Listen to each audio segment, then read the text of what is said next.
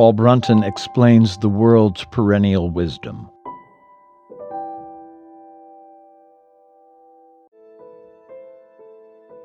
Defining philosophy as a way of spiritual realization. Video Series 4, Video Number 2. Presented by the Paul Brunton Philosophic Foundation.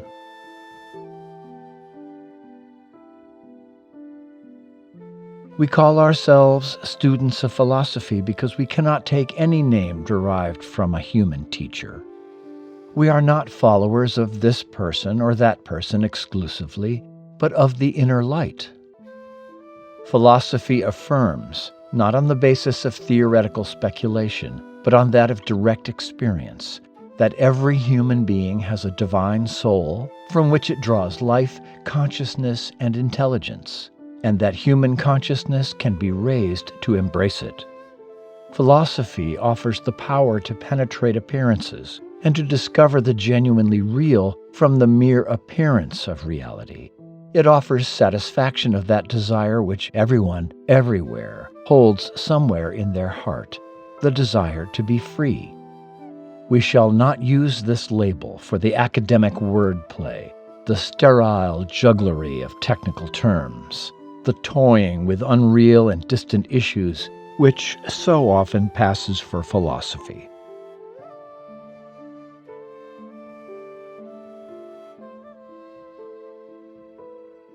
I want philosophy to be used for the highest kind of insight into the truth of things, which means into the truth of the unique reality. I want the philosopher to be equated with the sage, the person who not only knows this truth, has this insight, and experiences this reality in meditation, but also, although in a modified form, in action amid the world's turmoil. Philosophy seeks not only to know what is best in life, but also to love it. It wants us to feel as well as think. The truth, being above the common forms of these functions, can be grasped only by a higher function that includes, fuses, and transcends them at one and the same time: insight. In human life at its present stage of development, the nearest activity to this one is the activity of intuition. From its uncommon and infrequent visitations, we may gather some faint echo of what this wonderful insight is.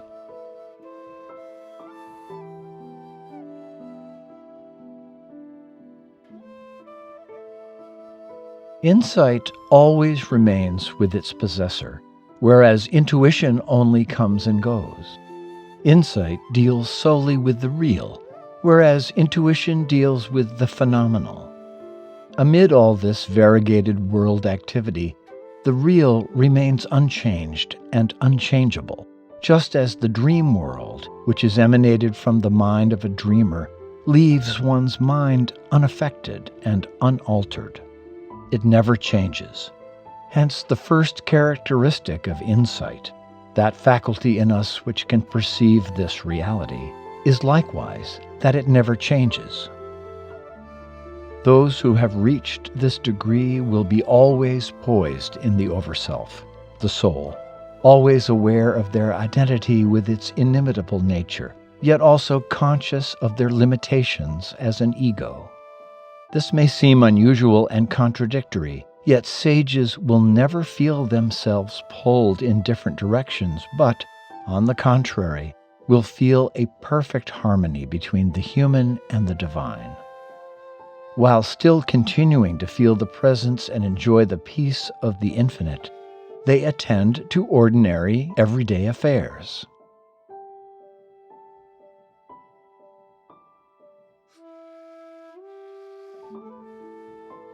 The practice of philosophy consists not only in applying its principles and its wisdom to everyday active living, but also in realizing the divine presence deep, deep within the heart, where it abides in tremendous stillness. Not to escape life, but to articulate it, is philosophy's practical goal. Not to take aspirants out of circulation, but to give them something worth doing is philosophy's sensible ideal. There are three things we need to know to make us spiritually educated people: the truth about ourselves, this world, and God. It is not enough to know the internal self as the mystics know it. We must also know the real nature of the external world before we can realize truth. This means that you will see yourself in the all and possess a perfect comprehension with the all. The mystic who thinks it is enough to know the first alone and to leave out the last two is satisfied to be half-educated.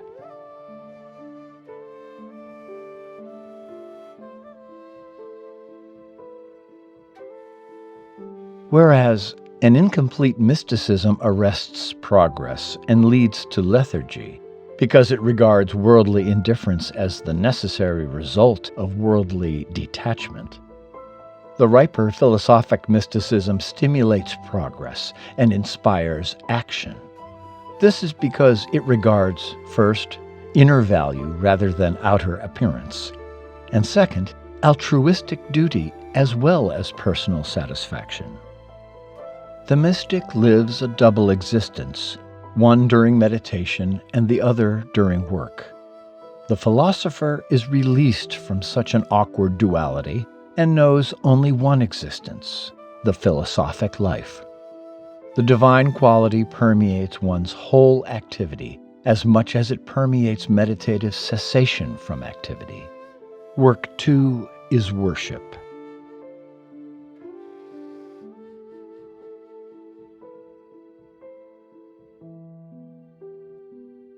It is perhaps the amplitude and symmetry of the philosophic approach which makes it so completely satisfying.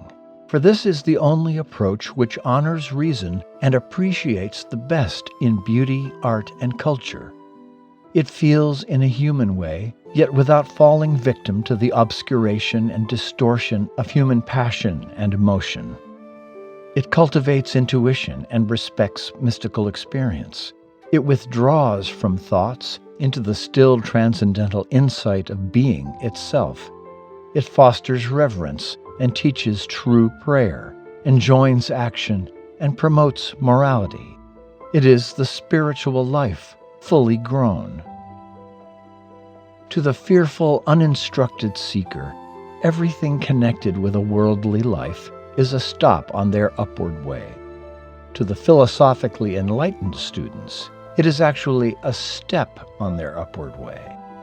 They redeem the earthly environment by thinking rightly about it, turn every earthly deed into a sacrament, because they view it under a divine light and see a fellow pilgrim in the worst sinner.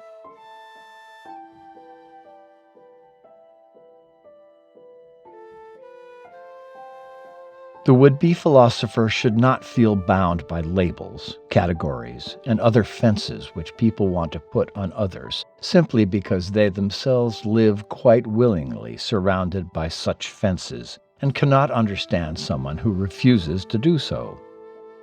Philosophy is a path which ends in the pathless, a way to inner freedom which comes with truth.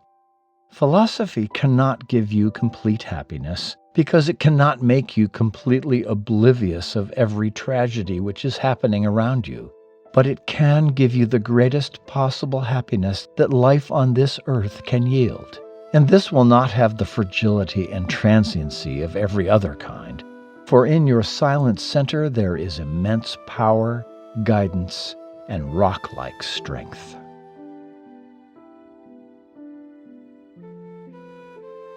Quotes were taken from the Notebooks of Paul Brunton, Volume 13, Part 2, What is Philosophy? Volume 16, World Mind in Individual Mind, and Volume 11, The Sensitives. Paul Brunton, 1898 to 1981, a best-selling British author of a dozen books, spent much of his early life researching the original sacred teachings of Western and Eastern spiritual traditions. He traveled the world to discover and communicate with Christian, Kabbalistic, Vedantic, Buddhist, Taoist, indigenous, and Sufi masters. Blending the richness of his own spiritual experience and inquiry with these ancient and contemporary teachings, he developed a philosophy and path of practice that suits life in the 21st century, one that expresses the greatest wisdom and love available to humankind. Regardless of how it is named, we each have a divine soul, an overself or higher self, that is with us here and now, waiting to be realized. Paul Brunton's writings are a source of deep spiritual guidance for all those interested in living a divinely inspired life.